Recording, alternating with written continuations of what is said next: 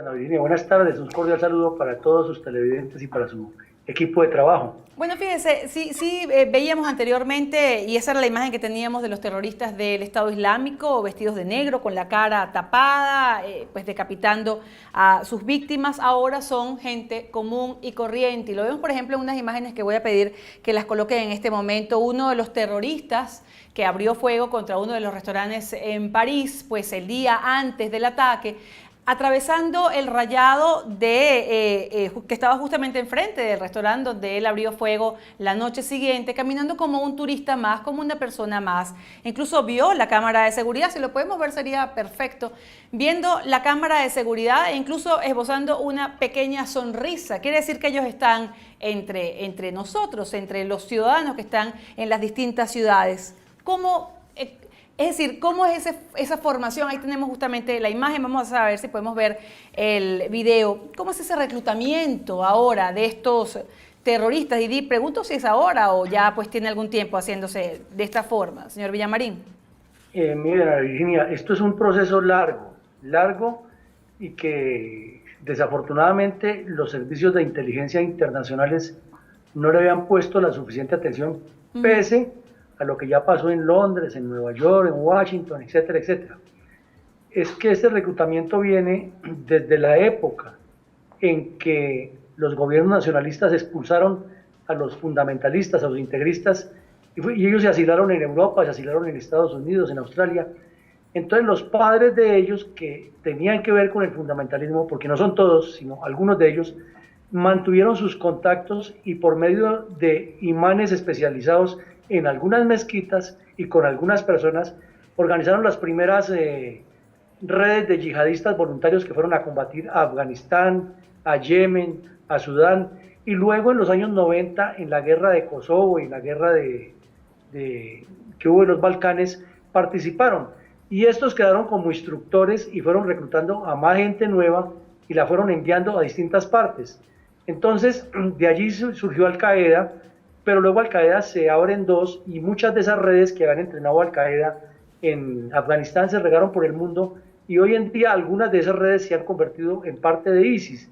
Entonces, ahora tenemos una gran ventaja que es esto que estamos haciendo ahora, las redes sociales, el Skype, el Internet, el Facebook, el LinkedIn, etcétera, etcétera. Y por estos medios se envían los mensajes y comienzan a trabajar a muchachos que los van reclutando, los llevan a esas mezquitas, los contactan con el imán o con la persona que les estudia el Corán y los van convirtiendo a terroristas. O sea que es un proceso largo y como usted decía, llega el momento en que son personas comunes y corrientes que están aparentemente dentro de la población civil, pero que se están formando como terroristas y que tienen la capacidad de actuar. Decía nuestro primer invitado, Gabriel Mentasgal, que esto tendrá su fin cuando se le llame un conflicto religioso y decía que lo que tienen que hacer países como Francia es deportar a estas personas que podrían estar de alguna manera adoctrinando a otras en las distintas mezquitas. ¿Qué opina usted?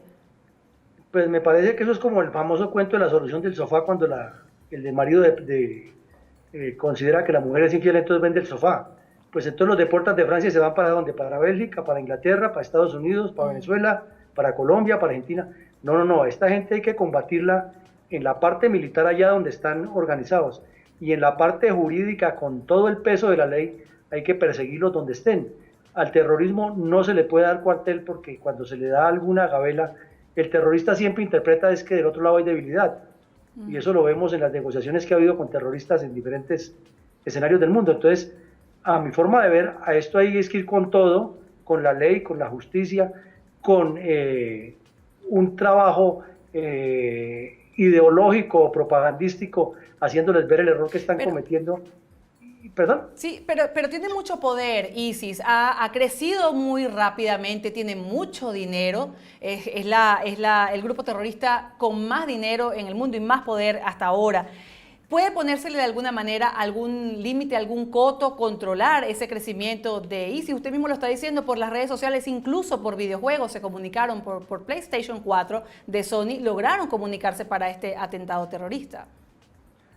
Claro que se les puede poner, pero es que se requiere, Ana Virginia, que todos los países que tengan que ver participen y actúen, porque tal vez por una entrevista que usted me hizo en la radio hablábamos, Sí. es que la doble moral y la falta de honestidad y la corrupción que hay en Turquía es tremenda. Entonces, en Turquía los funcionarios de inmigración se prestan para que entren y salgan yihadistas de Europa.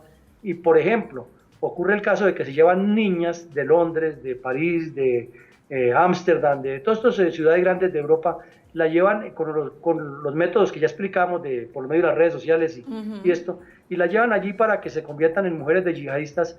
Y cuando llegan a Turquía, ¿cómo así que un oficial de inmigración de Turquía no le exige dónde está el permiso de los padres para que una menor viaje, si eso es en todas partes del mundo?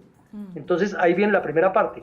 Lo segundo es cómo esas personas aterrizan en la capital de Turquía y se pueden desplazar por todos los retenes que hay en las carreteras y llegan hasta la frontera, y un nuevo oficial de inmigración turco les pone un sello para que pasen hacia Siria a combatir o a integrarse al Estado Islámico. O sea que hay una parte oscura, y la otra es la corrupción que hay en este momento en los países más pobres de Europa, que les están facilitando los pasaportes. Eso que pasó ayer en Honduras es un cuento chino, que el pasaporte era robado. No, el pasaporte fue expedido por funcionarios corruptos del gobierno griego.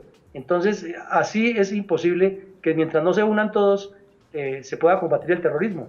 Sí. Ahora, ya para cerrar, pues, ¿cuál cree usted que podría ser el próximo paso del Estado Islámico, tomando en cuenta que ha amenazado con nuevos ataques a Francia, incluso atentados químicos con armas químicas? Lo ha dicho su primer ministro, e incluso también a Washington. Ha amenazado con próximos ataques, próximos golpes. Pues, Ana Virginia, en la lista están todos los países occidentales, inclusive ellos han hablado hasta de atentar contra el Santo Padre, han hablado de atentar en iglesias católicas llenas de fieles a la hora de la homilía, etcétera. Pero de esta gente se puede esperar cualquier cosa en cualquier lugar y a cualquier hora. Entonces, el reto para los organismos de seguridad y para las poblaciones del mundo, las poblaciones civiles, es que estar muy atentos en cualquier actividad que sea sospechosa, porque estas personas van en serio y están en guerra contra la cultura nuestra. Están en guerra, como lo dijo el Papa Francisco hoy, muy brevemente ese comentario. ¿Sí estamos en guerra? Es que están en guerra. Es que mire, Ana Virginia, para redondearle más la idea, los musulmanes desde el año 62, 63 le declararon la guerra abierta a Occidente y le dijeron: estamos en guerra contra ustedes, y la única forma que esa guerra se acabe es cuando nosotros los musulmanes extremistas la ganemos, o sea, cuando la yihad triunfe. Es decir, que ellos están convencidos de que están en su guerra y que quien muere en eso es un héroe que va al cielo y que tiene 70 vírgenes y se convierte en un mártir y en una especie de atractivo, un polo de referencia para los otros musulmanes. O sea que es bastante compleja la situación, y hay que perseguirlos por todos los métodos y medios posibles para evitar que cometan los actos. A como dé lugar. Gracias, señora Villamarín. Mil gracias por haber estado con nosotros en Mesa Editorial. Bueno, con mucho gusto, Ana Virginia.